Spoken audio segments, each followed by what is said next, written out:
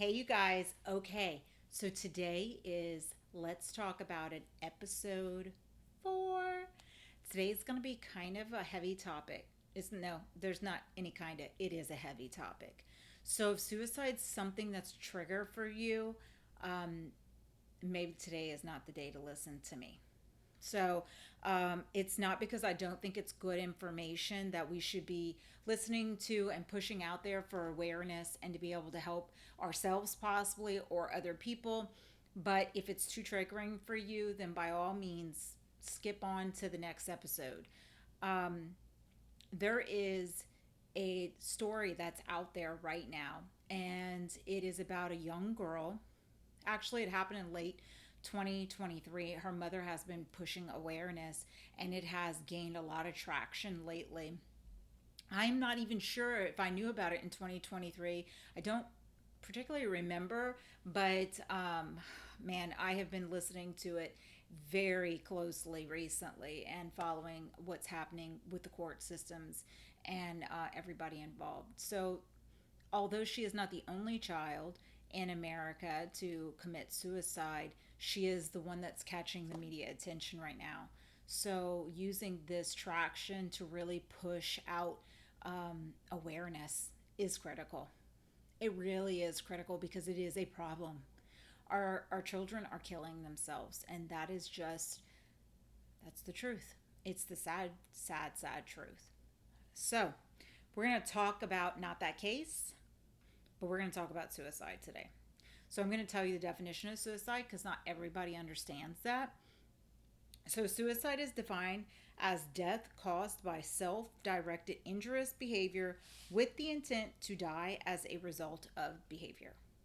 Okay, that came straight from the dictionary.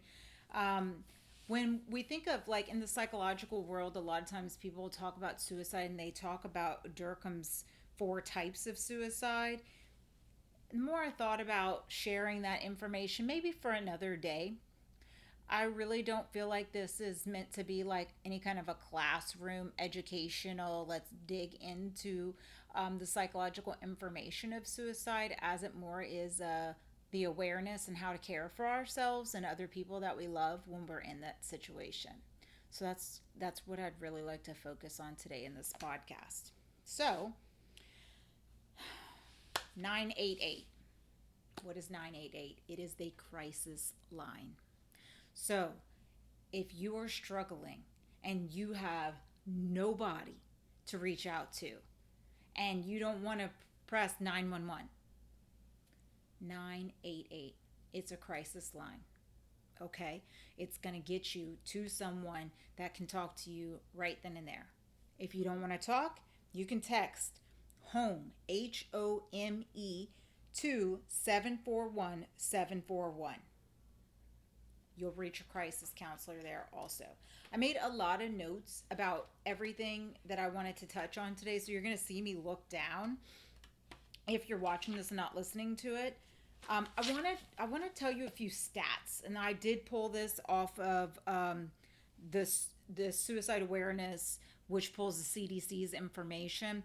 This is from 2021. Now, mind you, this is only on adults. This is not on children. Which, the more I think about it, because I work so closely with children a lot of the times, and this recent case is a child, I do think that data is going to be critical to have, but I don't have it yet. So as of right now, 2021's 12.3 million adults seriously thought about suicide. 12.3 million, y'all. 3.5 million made suicidal plans. So a plan of how they would do it. 1.7 million. These are not tiny numbers. Million attempted suicide. So they tried.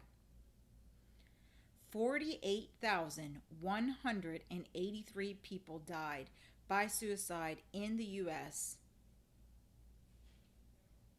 Sit with that number for a second. 48,183.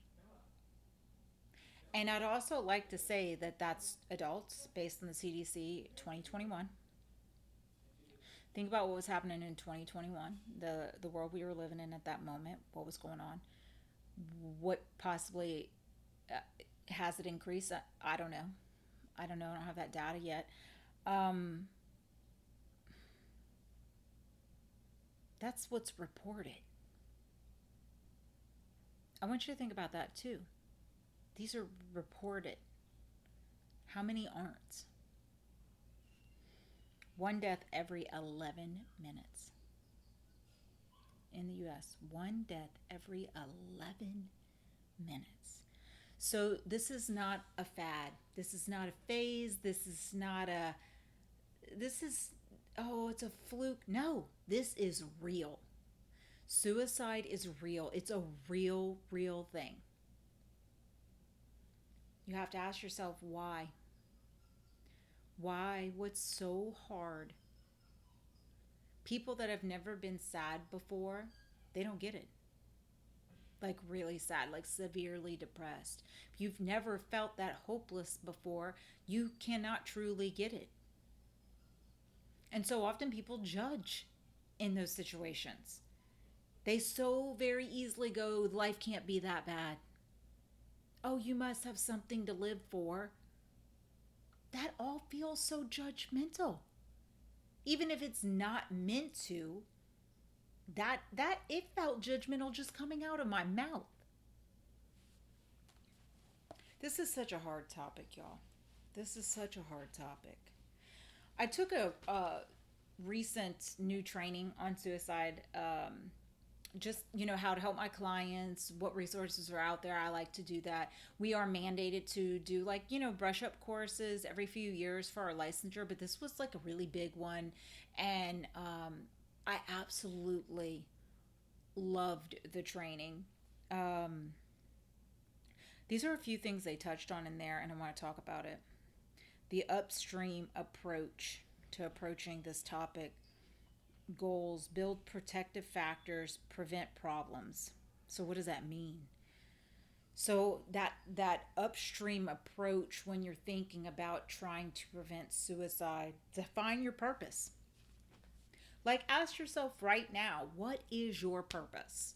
You don't necessarily have to be suicidal, although if you are, this is another thing that you could utilize. So define your purpose.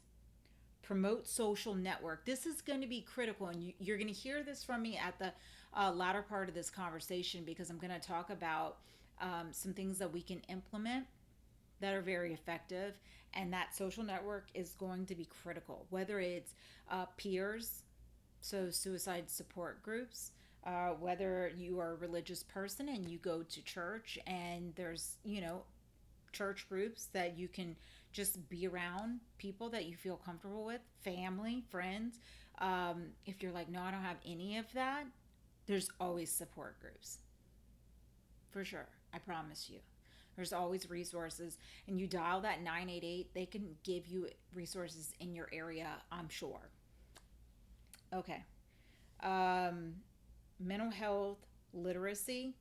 What does that mean? Understanding that there is people, the taboo against mental health is still so very relevant. Um, Even though we're in 2024 and we feel like, oh, we have all this awareness and all these resources, but still there is that taboo or that stereotype that is attached to it, right? And so really understanding mental health. What is our body responding to? Why are we struggling? What's the root cause? When did it start? That's all very important. Life skills, just basic life skills. Lived experience stories. Oh, this is part of that healing journey in therapy. When you're processing through your trauma and being able to tell the stories about it, and that burden is off of your chest. It's very powerful. There's lots of different ways to process trauma, but that's definitely one of them.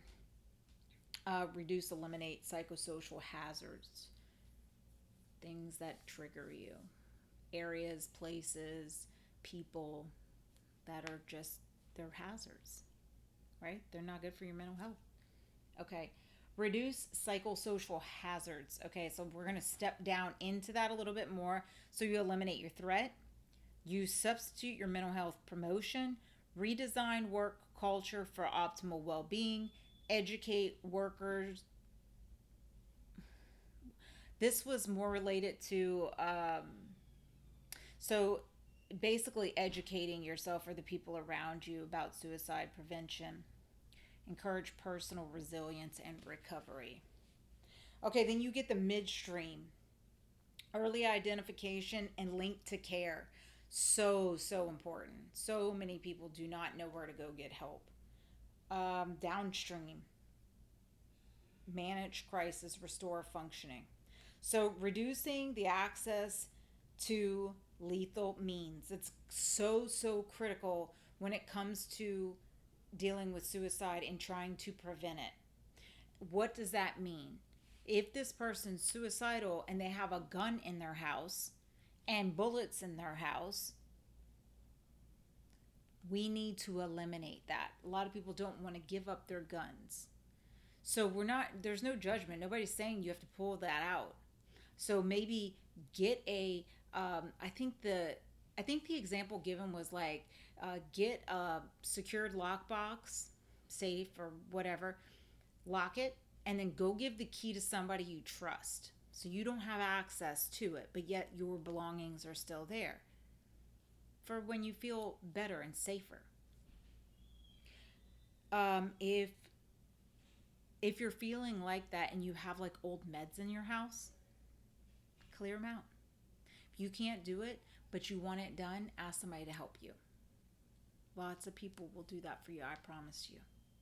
These are just little things that, yes, is it true that could somebody always find something? Sure. But the most accessible lethal means, if we can try to eliminate that to collect just a little bit more time before something bad happens, maybe you'll change your mind if it's just not so accessible. Dignity and power, grief and trauma support. Such a critical thing. Not everybody understands how we grieve. Not everybody understands that trauma is related to grief and vice versa. Um, and sometimes when we are going through that, we feel so very isolated, like nobody's going to understand, or there's a time limit on my pain, meaning like, oh, I felt this way for too long. I've told this story 1,000 times. Nobody wants to listen to me anymore. Nobody cares. We just go down that rabbit hole and we beat ourselves up. What we end up doing is making the situation even more dire, right? Instead of just finding other ways to cope and support systems that are support systems despite the length of time, okay? Despite the length of time that we're hurting. Warning signs when you have somebody in your life or for yourself, all right? That you could really maybe see that somebody is struggling. Despair, misery, stress, overwhelmed, agitation, hopelessness, self-hate. People stop doing things they normally do. People stop doing things that brought them joy. Um, Things that are very out of the ordinary, they would never do before, or they always did and they stopped doing. These are all things that somebody is probably struggling. Are they suicidal necessarily? No, not necessarily, but maybe they're struggling. Um,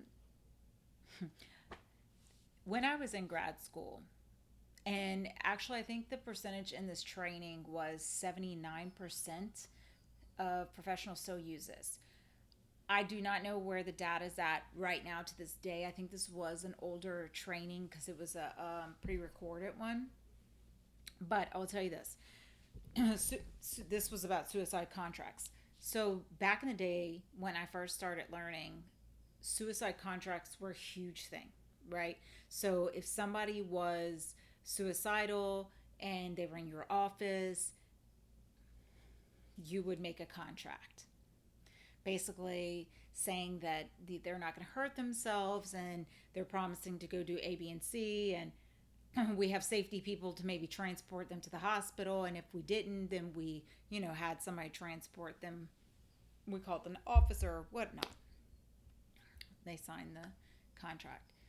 The more we learn about it and the more we talk to people who have engaged in safety contracts, a lot of people were expressing the shame that was in that contract. Um, and listen, I'm going to tell you straight up, for me, this is just me as a therapist. I care. If you are struggling and you are in my office, I care. We are going to make sure that we have every safety precaution in place so that we can get you the help that you need so you feel better. I care. I do not do this because I don't care. Do do a lot of people talk about in the profession of, oh, we're going to do these contracts so that we don't get sued? I'm not going to lie to you. I'm an extremely blunt person. It is something that is discussed.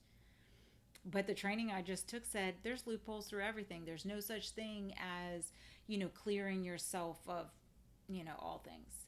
But they also said that if you are truly doing something and you are an empathetic and genuine person, that that's perceived by others. So think about that. I'm not saying that all professionals aren't empathetic and loving and caring people. I'm not saying they all are because I don't know them all. I just know myself. And I can tell you from my experience that we going to figure it out. Okay, we're going to figure it out. We really moved away from saying suicide contracts and then more so morphed into like safety plans, right? And then now I think it's being called, let me see, I wrote it down, safety agreements or wellness planning. And man, y'all, I'm excited about this because I actually love, love, love this. Okay? This is why I love this. Number one, in they're writing this. Okay, so there's no form. It's a piece of paper. Give them a piece of paper, or if you're at home and you're just listening to this, get a piece of paper. Warning signs, okay? So when you think about things that have really upset you in the past, that have triggered you to feel this way, what was it? Write it down so that it helps you. Those triggers help you. So, like, I don't know, when somebody speaks to me in a demeaning way, when people laugh at me, or the perception is that I'm being laughed at, that's an important thing, too, Um, when your mood gets a certain way, when you witness certain things, maybe somebody getting hollered at, or maybe a child getting spanked, or maybe a man yelling at a woman, or a woman grabbing a man, whatever it is, okay? That's number one. So write all those things down. Write down how it physically affects you. Does it upset your tummy? Does it make you have a headache? Um, really, really dive in and be particular, detailed in that. This one I love. This is number two. Number two, hope box, reasons for living. Now, this is a whole real thing. I mean, I want ripped up pieces of paper and I want you to write to yourself. Okay, so I am not a suicide thought process right now. Okay, there's no suicidal thoughts, but if I had to sit here and just write down my reasons for living, I'm gonna write all three of my kids. I'm gonna write my husband. I'm gonna write my family members, my friends. I'm gonna write my, to be honest with you, like my role as a therapist. These are all things that provide me with love and purpose for living. It really is. So, writing those letters to yourself to keep yourself like locked in, right? So it kind of grounds you, like, oh yeah, right now when I feel super, super hopeless to the point where I really don't want to be here, this is in my own handwriting. This is my hope box. And pull them out, read them. Number three, self soothing and coping strategies. Okay, so self-soothing coping, this is something typically we work on in therapy. So if you've never had like formal therapy, it doesn't mean that you can't figure this out. Okay, so you could Google those things first of all. You could learn grounding techniques. You could learn places that are soothing for you. You could learn, I really enjoy a cup of coffee and sitting in a rocker. There's so many things that bring each of us individually, like self soothing, right? Just like a child with a pacifier, when you have a young child or a blankie or a stuffed animal. Listen, if stuffed animal brings you joy and you're 42, I am 42, that's why I'm using that age, go for it. Because if a stuffed animal is going to save your life, friend, get 10 of them. That's how I feel about it. No judgment. I still sleep with the same blanket I've slept with most of my life. No lie. 42 years old. Absolutely, my great grandma made it. Okay. Distracting techniques, right? So if you are starting to have like these thoughts, distract yourself. Go for a run if you like to exercise. Do yoga if you like to exercise. Meditate. Distract yourselves. Social connections, peer support. This is why I got so excited before about talking about your social network. Creating your A team. I got two more to tell you, and then we're going to go back and go detailed through creating your A team. Okay, number 6, professional crisis support. And number 7, reducing access to lethal means, which I briefly talked about before. Okay, so these are all things that in that moment when you're with your therapist or someone else, or yourself, in your writing, those are the things to write down. These are all helpful things. These are things to have in order to prepare for if we have another moment like that too, and we can go back and remind ourselves. Okay, here we go. Be a team. I told you I made all kinds of lovely notes today. Building your A team. Pick 3 to 10. I know, crazy number, right? 3 to 10 people, names and numbers, write them down. Now, this is your A team. These are your ride or die people, okay? A team. Don't just pick anybody. These are reliable, supportive people that would legit fly across town at any state of the night in order to get to you, to support you, okay? A team. When you're trying to figure out these people, who do you trust? Who do you want to know how much pain you're in? This is critical. If it's somebody you don't want to know your secrets, even though you love them, they're not part of your A team. Your A team has to know what's going on. You have to be wicked honest with them. Who brings out the best in you? The best in you, friend. Who? Write it down. Who has your back? Who would you travel? Oh, I said this. All across town. Who would do that for you? Now, once you have your A team, we have to prepare them. This is how we have to prepare them. They can't just be written down on a piece of paper and you call them. Now, mind you, they'll probably come, but it would be best if they understood that they're part of your A team and what's the plan, right? What's the plan?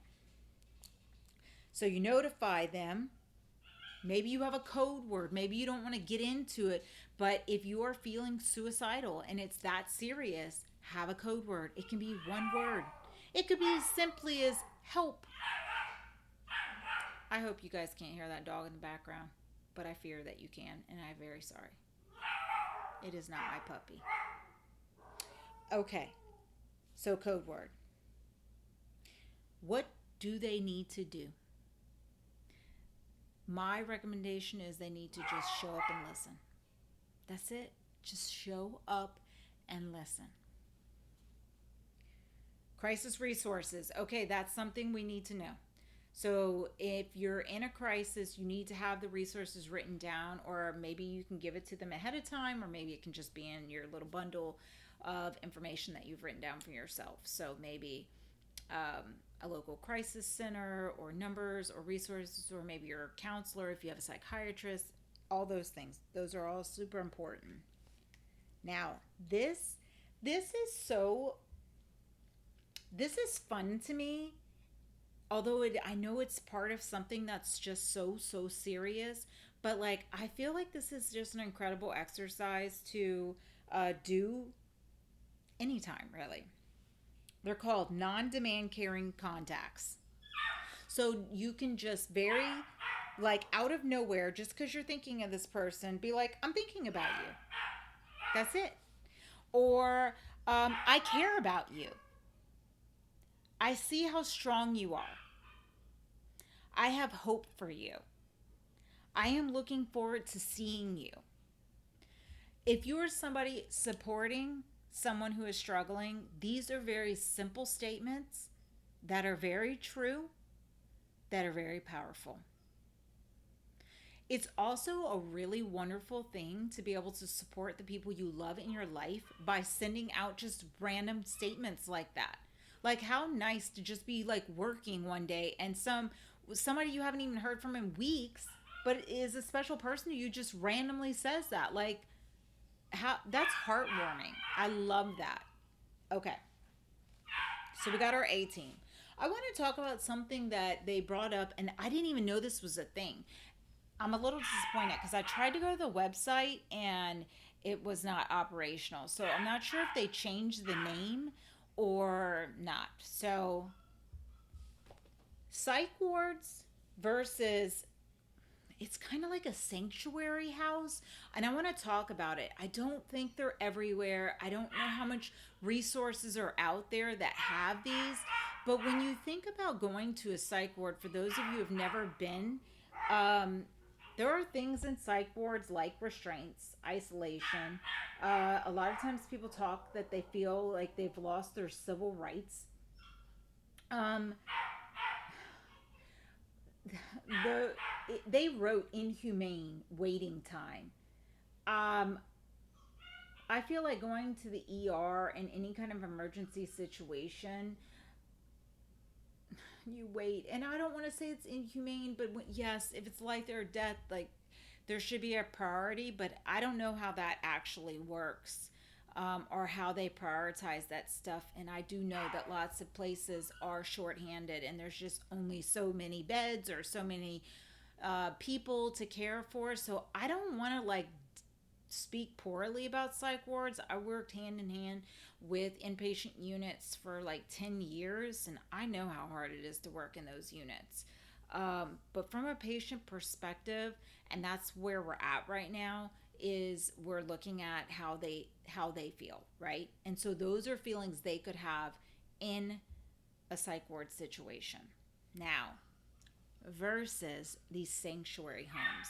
So they're really trying to encompass that it's like an actual home environment, like it is a home, okay, with recliners and, nice lighting, and it feels very welcoming and not like a hospital.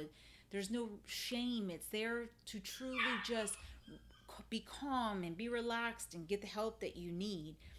If we can transition that, I wonder, I wonder how that would help our mental health. I wonder how that would help the people who are truly struggling to the degree of being suicidal. I wonder. And they were saying in these sanctuary houses, you could choose, like, you could either choose a peer for support who has, like, the knowledge and experience, they're there for that, or you could have a professional counselor. Mind you, you would still see psychiatrists and all those things that you would have in a hospital setting, but it would just be very different. They also talked about having therapy dogs on site, which is near and dear to my heart. I have therapy dogs, and so that's something I strongly believe in and love. And they talk about how comforting that is, how to go, you could be feeling suicidal and to walk and just sit in a recliner, and maybe you don't want to talk to anybody, but a dog comes up to you and you're just petting them. And just think about that. If you know anything about the assistance of an animal and how incredibly important and loving, and that feeling, it if you don't know anything about like how dogs, or actually horses too, and other animals, but most of the research is really done with horses and dogs, and how therapeutic it is. It's mind blowing. It's amazing. I absolutely love it. Um, so, when you're in a psych ward, you feel more like a patient because you are. And then when you're in these sanctuary situations, you feel more like a guest. Think about the mindsets between that, too. Like, just saying those words feels different. Okay. This little saucy dog that's in the background, I'm so sorry. It's being very loud. Okay, so just to circle back for a second, let's talk about it today. It was about suicide. It's about how it's happening everywhere. It's very scary. It's something that's not talked about enough. If you're in a situation or you know somebody in a situation, dial 988. It is a resource line. If you, there is another, oh, you guys have to look up mantherapy.com. It is an incredible resource for men. Um,